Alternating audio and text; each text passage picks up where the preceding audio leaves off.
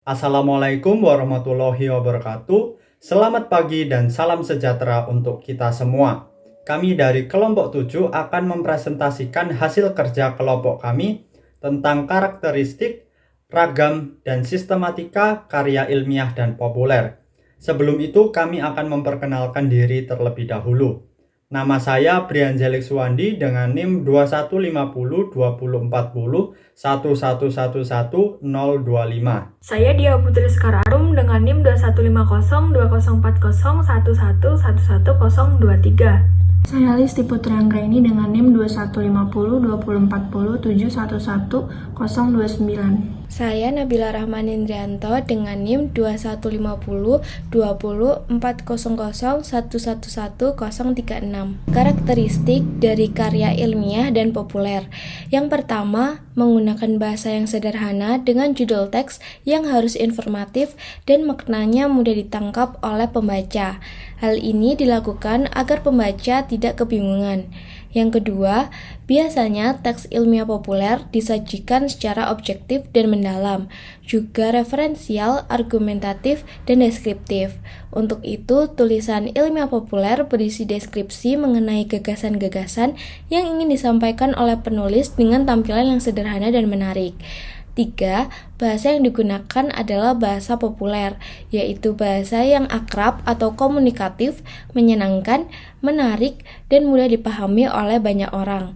Meskipun demikian, bahasa tersebut harus tetap menggunakan istilah-istilah yang tepat atau tidak ceroboh, sehingga informasi yang disampaikan dapat dimengerti dengan mudah oleh pembaca.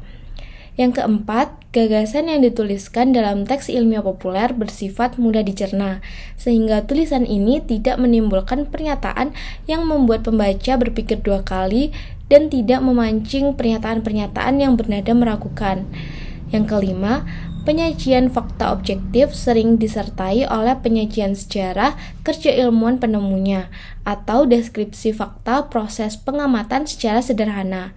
Yang keenam, penjelasan yang terkandung dalam karya tulis ilmiah populer dibuat didramatiskan dengan metode bercerita. Jadi, penjelasannya tidak dibuat secara langsung pada inti permasalahannya, terutama dalam karangan yang bukan tentang pengetahuan alam. Yang terakhir, ketujuh, penulis senantiasa berusaha dengan sentuhan bahasanya agar pembaca seolah-olah melihat, merasa, atau mengalami sendiri situasi yang ditulis oleh penulis. Selanjutnya saya akan menjelaskan ragam karya ilmiah dan populer. Yang pertama adalah artikel atau jurnal ilmiah. Dalam istilah jurnalistik, artikel adalah tulisan yang berisi pendapat subjektif penulis tentang suatu masalah atau peristiwa. Dalam konteks ilmiah, artikel adalah karya tulis yang dirancang untuk dimuat dalam jurnal atau kumpulan artikel yang ditulis dengan tata cara ilmiah dan mengikuti pedoman atau konvensi ilmiah yang telah disepakati. Lalu untuk yang kedua adalah makalah. Makalah adalah karya tulis ilmiah yang menyajikan suatu masalah yang pembahasannya berdasarkan data di lapangan yang bersifat empiris objektif. Lalu untuk yang ketiga adalah kertas kerja. Kertas kerja atau work paper pada prinsipnya sama seperti makalah, namun dibuat dengan analisis lebih dalam dan tajam dan biasanya dipresentasikan pada seminar atau lokakarya yang biasanya dihadiri oleh para ilmuwan. Lalu yang keempat adalah paper.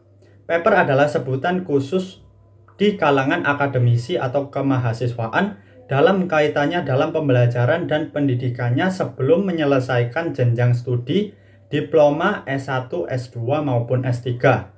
Lalu yang kelima adalah skripsi. Skripsi adalah karya tulis ilmiah mahasiswa untuk menyelesaikan jenjang studi S1 atau sarjana. Skripsi berisi tulisan sistematis yang mengemukakan pendapat penulis berdasarkan teori orang lain. Pendapat yang diajukan harus didukung oleh data dan fakta empiris objektif. Lalu yang keenam adalah tesis.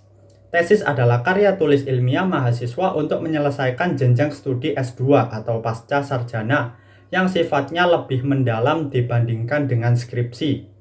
Lalu yang ketujuh adalah disertasi. Disertasi adalah karya tulis ilmiah mahasiswa untuk menyelesaikan jenjang studi S3 untuk meraih gelar doktor atau DR. yang mengemukakan suatu dalil yang dapat dibuktikan oleh penulis berdasarkan data dan fakta yang valid. Lalu yang kedelapan adalah artikel ilmiah dan populer.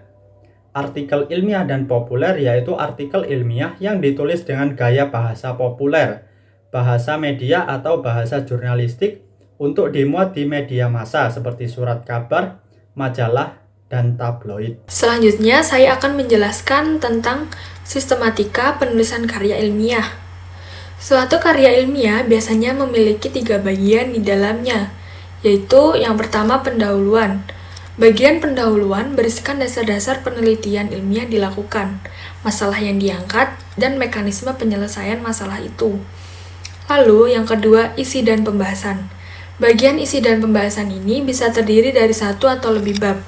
Jumlah bab pada bagian ini bergantung seberapa pelik pembedahan dan pembahasan dari bahan penelitian. Lalu, untuk yang terakhir yaitu kesimpulan. Bagian kesimpulan berisikan kesimpulan dari hasil analisis pada bagian isi dan pembahasan. Kesimpulan yang disampaikan pada bagian ini berupa penjelasan singkat dan padat mengenai hasil analisis. Biasanya, bagian ini hanya terdiri dari 1 bab. Saya akan memaparkan penjelasan tentang sistematika penulisan karya populer. Pada umumnya, sistematika penulisan karya populer adalah sebagai berikut. Yang pertama, pendahuluan. Bagian ini menguraikan hal yang dapat menarik perhatian pembaca dan memberikan acuan terhadap permasalahan yang dibahas. Misalnya, menonjolkan hal-hal kontroversial atau belum tuntas dalam pembahasan permasalahan terkait dalam artikel-artikel atau naskah lain yang telah dipublikasikan. Yang kedua adalah isi. Isi bagian sangat bervariasi, berisi kupasan, analisis, argumentasi, komparasi, keputusan, dan pendirian atau sikap penulis mengenai masalah yang dibicarakan. Kupasan yang argumentatif, analitik, dan kritis, serta sistematika yang runtut dan logis, serta berciri komparatif, dan menjauhi sifat tertutup dan instruktif. Isi bagian ini jangan terlalu panjang dan menjadi bersifat enumeratif seperti halnya diktat atau laporan.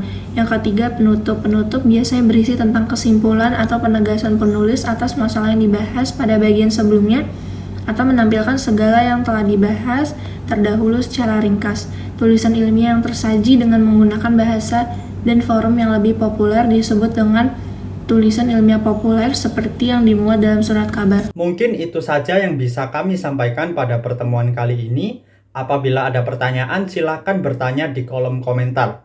Mohon maaf apabila kami ada kesalahan.